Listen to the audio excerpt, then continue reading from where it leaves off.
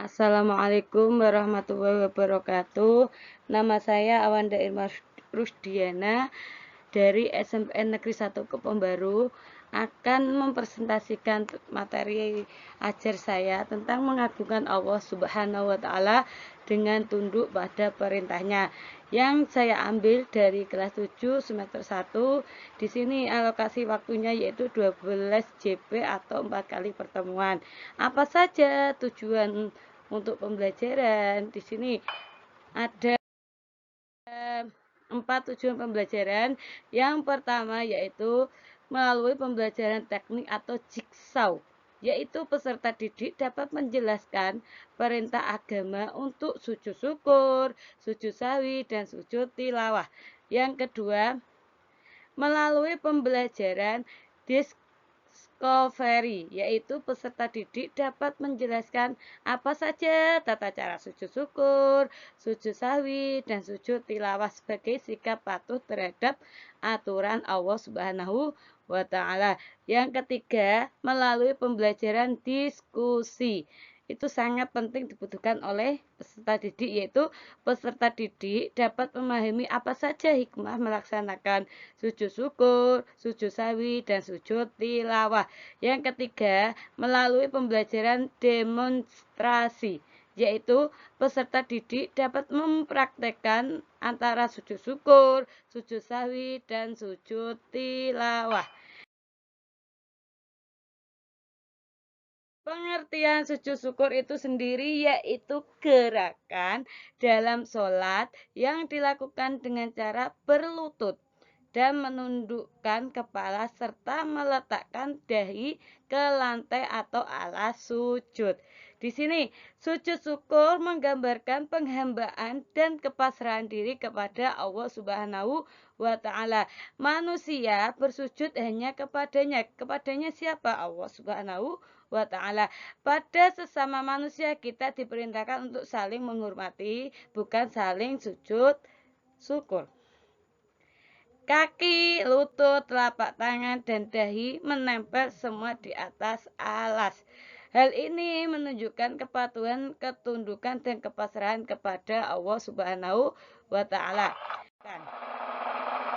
Selanjutnya, di sini sujud syukur.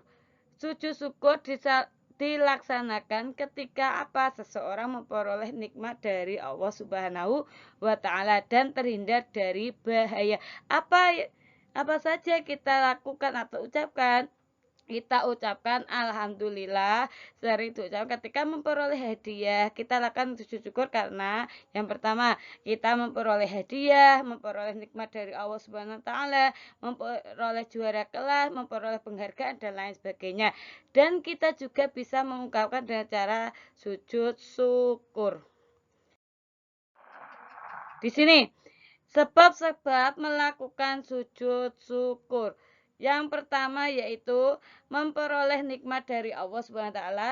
Yang kedua itu dari terhindar dari bahaya. Gimana cara melakukan sujud syukur? Di sini ada 5 cara melakukan sujud syukur. Yang pertama, kita harus menghadap kiblat. Yang kedua, niat untuk melakukan sujud syukur gimana? Nawaitu sujud syukron sunnat alillahi ta'ala. Yang ketiga, sujud seperti sujud dalam sholat dengan membaca apa? Subhanallah walhamdulillah wa la ilaha illallah Allahu akbar. Setelah itu kita duduk kembali, kemudian kita melakukan salam. Yang kedua yaitu sujud sahwi. Apa itu sujud sahwi? Sujud sahwi merupakan sujud karena lupa atau ragu dalam sholat. Di sini para ulama sepakat, seluruh mazhab sepakat bahwa yang meninggalkan atau kelebihan sholat satu kewajiban sholat dengan disengaja, maka sholatnya menjadi batal. Jadi kalau sholat itu kita sengaja lupa, kita sengaja tidak lakukan, itu sholatnya batal.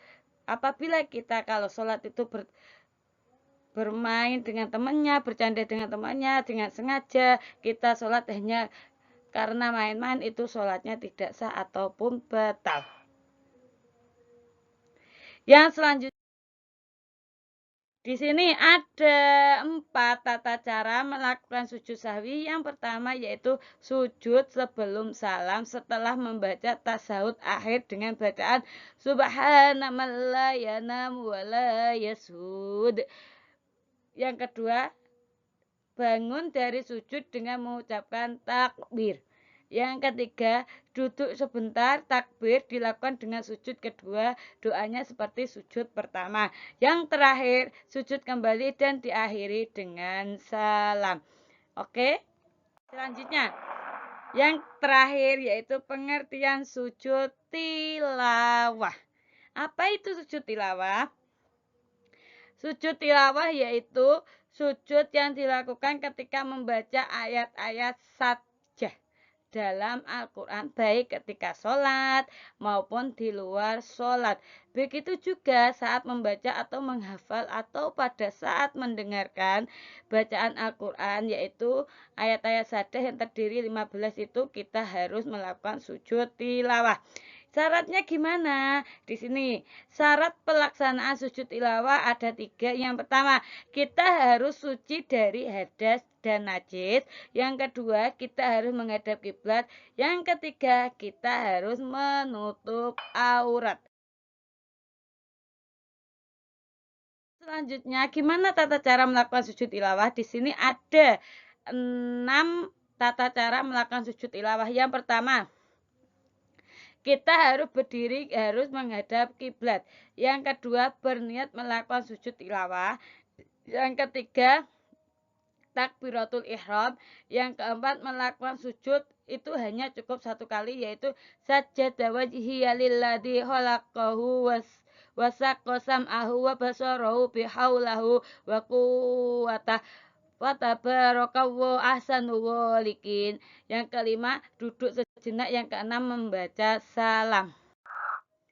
Sujud tilawah di dalam sholat yaitu ada 2, yaitu ketika sedang berdiri dalam sholat membaca ayat sajadah atau imam membaca ayat sajadah langsung mengerjakan sujud 1 kali dengan berdoa dengan sujud tilawah. Yang kedua, setelah sujud langsung berdiri lagi kita dan melakukan apa? Sujud dan melakukan apa? Sholat kembali. Yang selanjutnya yang terakhir yaitu hikmah melakukan sujud syukur, sujud sahwi, dan sujud tilawah. Ada berapa hikmahnya? Hikmahnya ada 8. Yang pertama, manusia tidak boleh sombong dan angkuh walaupun punya kelebihan. Yang kedua, memahami bahwa setiap orang pasti pernah berbuat salah. Yang ketiga, manusia tempatnya salah dan dosa sehingga ketika melakukan kesalahan, hendaknya kita harus segera meminta maaf. Yang keempat, lebih menghayati bacaan makna Al-Quran. Yang kelima, mendekatkan diri kepada Allah Subhanahu wa Ta'ala. Yang keenam, kita harus mensyukuri apa saja nikmat yang telah diberikan oleh Allah Subhanahu wa Ta'ala. Yang ketujuh, memperoleh kepuasan batin berkaitan dengan anugerah yang diterima dari Allah Subhanahu wa Ta'ala. Yang ke-8 yaitu memperoleh tambahan nikmat dari Allah Subhanahu wa Ta'ala dan selamat dari